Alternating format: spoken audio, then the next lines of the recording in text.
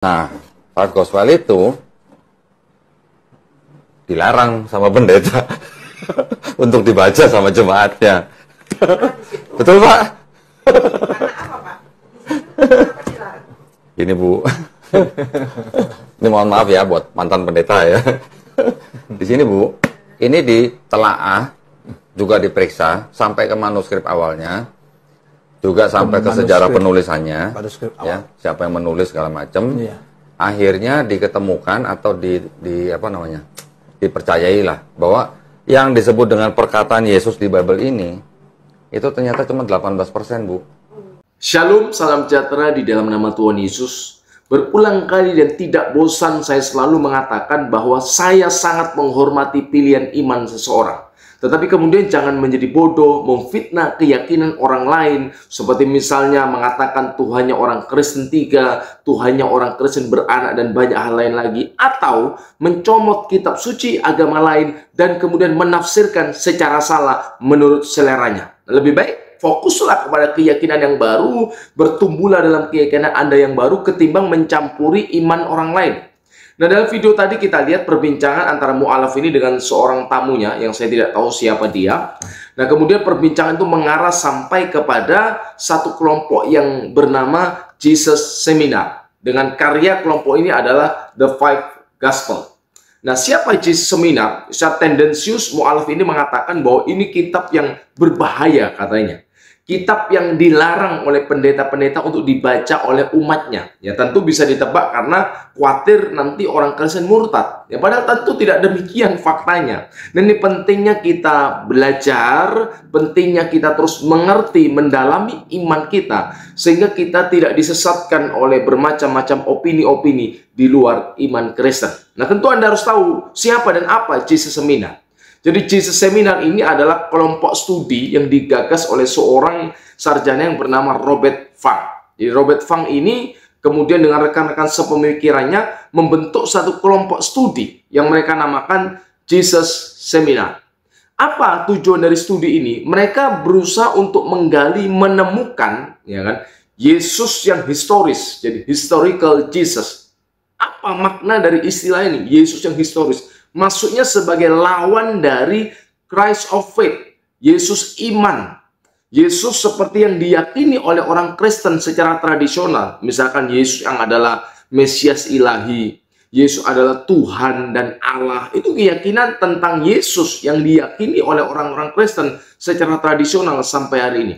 Nah, Robert Fung itu berpikir dan merasa sebenarnya Yesus yang sejarah, Yesus sejarah tentu tidak demikian.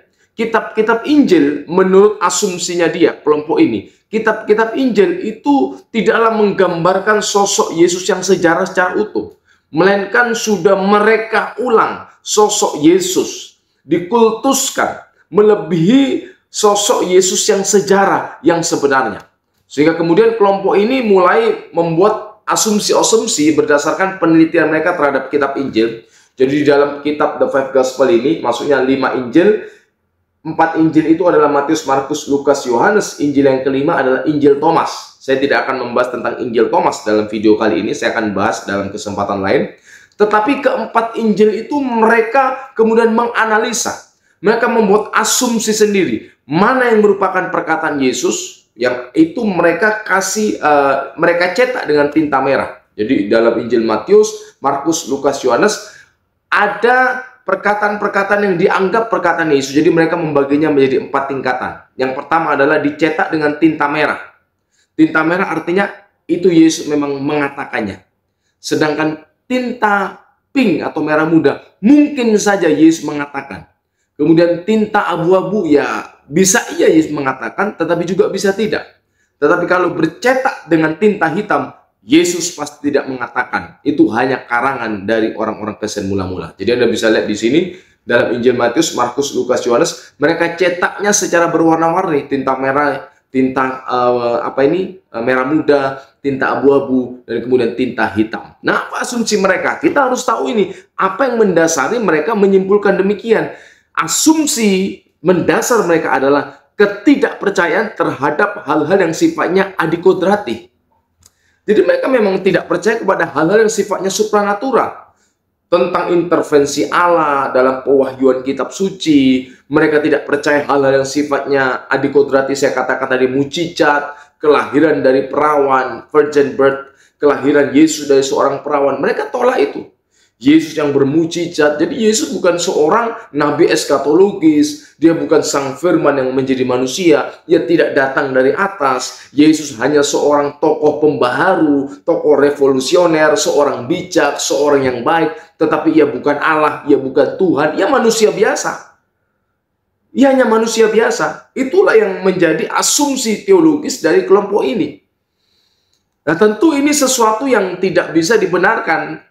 Kita bisa melihat dari pernyataan-pernyataan kitab suci sendiri. Tetapi yang ingin saya garis bawahi, sangatlah aneh dan lucu kalau kemudian mu'alaf ini menggunakan pendekatan kelompok Jesus Seminar ini untuk menyerang iman Kristen. Kenapa? Karena kalau asumsi yang sama diterapkan kepada Quran atau ajaran Islam, tentu mereka juga menolak.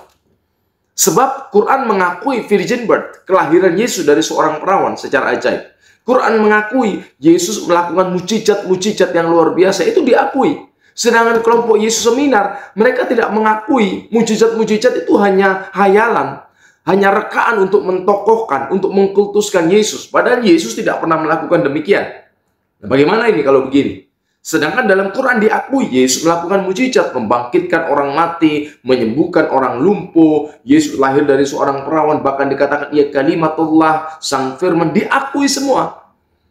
Tetapi Yesus Seminar, kelompok The Jesus Seminar ini menolak itu semua.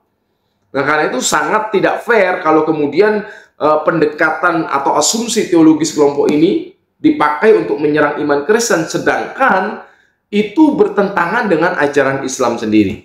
Karena itu penting sekali, mari kita belajar tentang iman Kristen secara berakar, bertanggung jawab, langsung dari sumbernya, agar kita tidak mudah disesatkan oleh rupa-rupa angin pengajaran.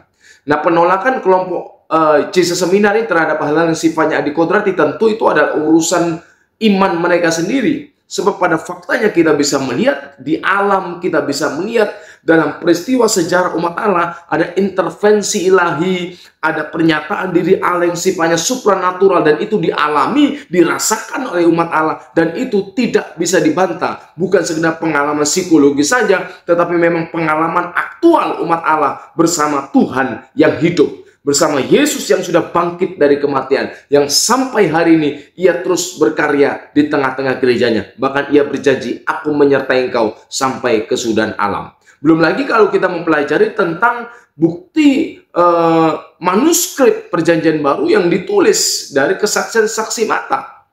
Ya kan, kitab Injil itu merupakan kesaksian para saksi mata yang melihat, mengalami apa yang diajarkan, apa yang dilakukan Yesus. Mereka menuliskan berdasarkan tuntunan Roh Kudus. Kemudian kita menerima itu dari gereja perdana sampai hari ini, keempat Injil, Matius, Markus, Lukas, Yohanes, sebagai kesaksian dan sumber akurat terpercaya tentang Yesus Kristus. Dan itu juga sesuai dengan pernyataan perjanjian lama sendiri tentang Mesias. Jadi kita bisa membandingkan sebenarnya. Perjanjian lama mengisahkan, menubuatkan tentang Mesias yang ilahi. Perjanjian lama menubuatkan tentang Mesias sebagai penyataan diri Allah. Dan itu tergenapi dalam perjanjian baru melalui pribadi Yesus Kristus. Jadi di sini kita melihat ada kecocokan antara perjanjian lama dan perjanjian baru. Nubuat perjanjian lama terpenuhi dalam pribadi Yesus Kristus. Nah, sekali lagi, mari belajarlah iman Anda dengan benar, sehingga Anda tidak mudah diombang-ambingkan oleh rupa-rupa angin pengajaran. Kiranya apa yang saya sampaikan ini semakin memperkuat iman kita, memberikan pencerahan bagi kita semua. Tuhan Yesus memberkati.